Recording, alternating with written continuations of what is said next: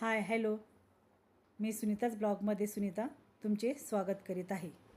आज श्रावण महिन्यातील पहिला सण नागपंचमी. आज नागपंचमीला आपल्याकडे महाराष्ट्रात प्रत्येक ठिकाणी प्रत्येक जिल्ह्यामध्ये वेगवेगळी पद्धत आहे. कोणी 12 वाजेपर्यंत तवा ठेवत नाही, तर कोणी दिवसभरात तळण करत नाही, तर कोणी भात करत नाही.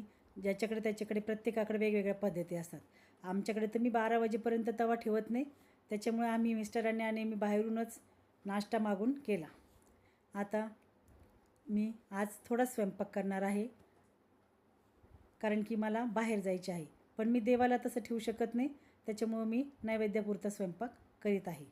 मी पुरी आणि शिरा करून झालेला आहे. आता बटाट्याची रस्सा भाजी मी करणार आहे. मी कढई गॅसवर ठेवून त्याच्यामध्ये तेल टाकून जिरे मोहरी आणि आता कांदा टाकलेला आहे. कांदा परतून घेत आहे. कांदा परतून होईपर्यंत मी आता एका मिक्सरच्या भांड्यामध्ये खोबरं, लसूण, जिरे आणि थोडंसं आलं ह्याची बारीक पेस्ट करून घेणार आहे. कारण की ती पेस्ट ह्याच्यामध्ये टाकल्यानंतर भाजीला छान एक टेस्ट येते. कोणी कोणी लसूण ठेचूनसुद्धा टाकतं, तोही चालतो. मी आता कांदा लाल होईपर्यंत मिक्सरच्या भांड्यामध्ये ते मिश्रण सर्व बारीक करून घेणार आहे, म्हणजे पटकन स्वयंपाक होईल. मला पण घाईच आहे, मला कारण की कुठेतरी जायचे आहे. मग आता कांदा परतून होत आलेला आहे. कांदा बऱ्यापैकी लाल झालेला आहे. आता मी ह्यामध्ये मिक्सरच्या भांड्यात बारीक केलेलं ते मिश्रण, कढीपत्ता ते चांगलं टाकून परतून घेणार आहे. मी आता मिक्सरच्या भांड्यातील ते मिश्रण सर्व एका भांड्यामध्ये पहिले काढून घेते आणि त्याच्यानंतर ते टाकते आणि मी ते टाकल्यानंतरच परतणार आहे. हे बघा माझं मिश्रण कसं तयार झालेलं आहे. आज घाईघाईमध्ये मला ब्लॉग एवढा व्यवस्थित करायला जमलं नाही, तेव्हा तुम्ही थोडंसं समजून घ्या. कारण की आज मला वेळच नव्हता. घरातील सर्व कामे करता करता उशीर झाला आणि परत मला 2 वाजले आहेत. आज दुपारची 2 वाजता आता स्वयंपाक करून मला परत 4 वाजता बाहेर जायचे आहे. मग आता मी ते मिक्सरच्या भांड्यातलं मिश्रण ह्याच्यात टाकणार आहे आणि ते चांगलं परतून घेणार आहे. तेलामध्ये उलटं सुलटं चमच्याने परतून घेणार आहे आणि चांगलं परतल्यानंतर मी त्याच्यामध्ये मिरची भुकटी, थोडासा मसाला, हळद हे टाकणार आहे. आज मला ह्यांच्या मामाच्या मुलाच्या इथे संत पंगत आहे. आमच्या गावात आज सप्ताह चालू झालेला आहे. दरवर्षी आमच्या गावात नागपंचमीच्या दिवशीच सप्ताह बसत असतो. आता हा सप्ताह जवळजवळ आमच्या गावातील 172वा सप्ताह आहे.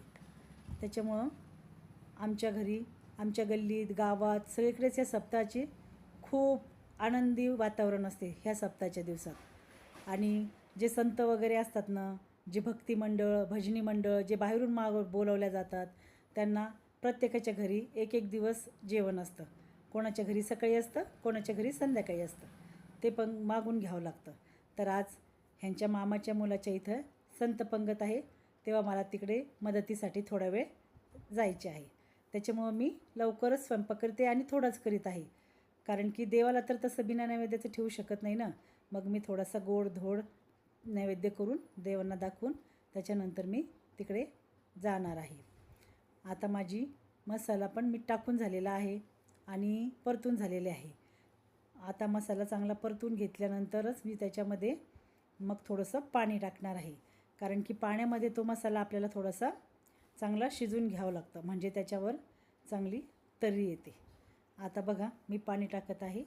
पाणी टाकल्यानंतर थोडंसं 2 मिनटं चांगलं ते शिजवून घ्यायचं आहे.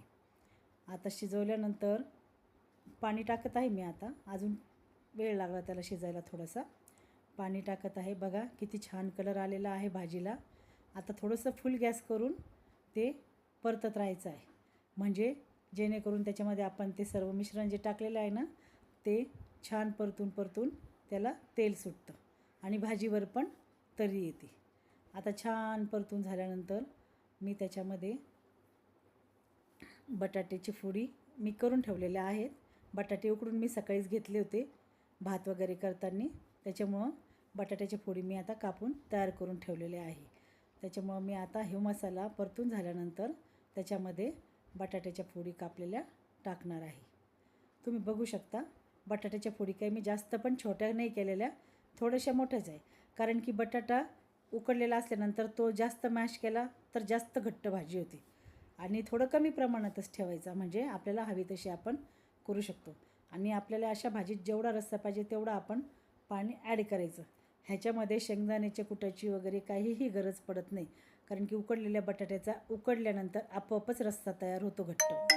हे बघा माझी भाजी किती घट्ट घट्ट होत आलेली आहे. मी आता वरतून थोडीशी कोथिंबीर मीठ घालून एकदा चांगली उकळी करून घेणार आहे, शिजवून घेणार आहे. आता मी मीठ बरोबर व्यवस्थित प्रमाणात टाकून घेत आहे आणि परत एकदा भाजी हलवून छानपैकी 5 मिनटं चांगली गॅसवर शिजवून घेणार आहे. म्हणजे छान भाजी उकळल्यानंतर भाजीचा स्वाद छान येतो आणि खायला पण जरा छान लागते. मी आता गॅस फुल केलेला आहे. त्याच्यावर परत एकदा सर्व उरलेली कोथिंबीर टाकून दिलेली आहे आणि भाजी छान सजवल्यासारखी केली आहे. बघा आता तुम्ही भाजी माझी कशी झाली आहे. खाण्यासाठी एकदम तयार आहे. आता मी भाजी झाल्यानंतर सर्व नैवेद्य वगैरे भरून देवांना दाखवून आणि नंतर यांच्या मामाच्या मुलाच्या घरी जाणार आहे.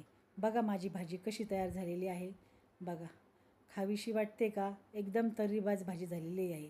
पुरी भाजीचा मी कसा बेत केलेला आहे, तुम्हाला आवडले का ते मला कमेंट बॉक्समध्ये सांगा.